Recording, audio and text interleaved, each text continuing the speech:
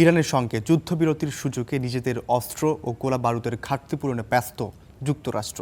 দ্রুত এই ঘাটতি মোকাবেলায় সক্ষম নয় যুক্তরাষ্ট্রের অস্ত্র নির্মাতা প্রতিষ্ঠানগুলো। তাই এবার মার্কিন অটোমোবাইল কোম্পানিগুলোকে এ কাজে যুক্ত করতে যাচ্ছে পেন্টাগন। এসব প্রতিষ্ঠানের মাধ্যমে ক্ষেপণাস্ত্র ও ড্রোন প্রতিরোধ প্রযুক্তি তৈরি করবে যুক্তরাষ্ট্র। মার্কিন হামলার পর ইরানে পাল্টা ক্ষেপণাস্ত্র ও ড্রোন হামলার মুখে পড়ে মধ্যপ্রাচ্যের মার্কিন ঘাঁটিগুলো। যুদ্ধবিরতির আগে 40 দিনে ইরানের এসব অস্ত্র ঠেকাতে বিপুল পরিমাণ ও ব্যয়বহুল ইন্টারসেপ্টর ব্যবহার করতে হয় যুক্তরাষ্ট্রকে। ফলে ঘাটতি দেখা দিয়েছে অস্ত্র ভাণ্ডারে। এই অবস্থায় নিজেদের সামরিক সক্ষমতা ও মজুদ আগের অবস্থায় ফিরিয়ে আনতে কাজ করছে মার্কিন প্রতিরক্ষা দপ্তর পেন্টাগন।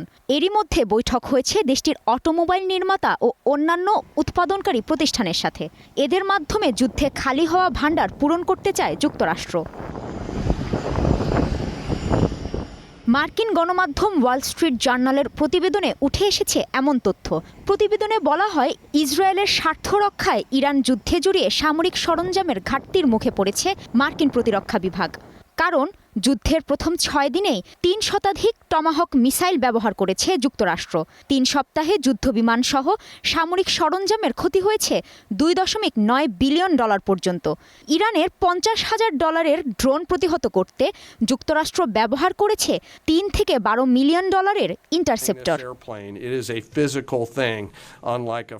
গণমাধ্যমটি বলছে, ট্রাম্প প্রশাসন চায় গাড়ি নির্মাতা প্রতিষ্ঠান সহ অন্যান্য মার্কিন উৎপাদনকারী প্রতিষ্ঠানগুলো এখন অস্ত্র তৈরিতে আরও বেশি ভূমিকা রাখুক।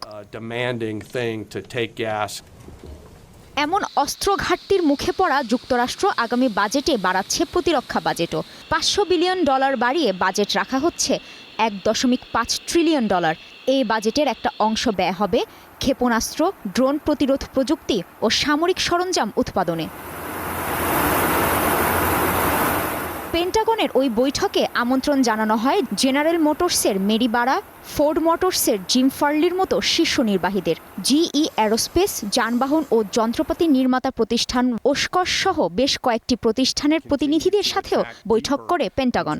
বৈঠকে অস্ত্র উৎপাদন বাড়ানোর বিষয়টিকে জাতীয় নিরাপত্তার গুরুত্বপূর্ণ ইস্যু হিসেবে তুলে ধরেন প্রতিরক্ষা কর্মকর্তারা।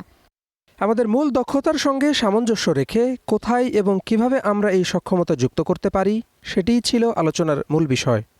এই উদ্যোগকে যুদ্ধকালীন প্রস্তুতি বলে উল্লেখ করেছেন মার্কিন প্রতিরক্ষা মন্ত্রী Pete Hegseth. Thank you all very much. Kazi Shahrin, Star news.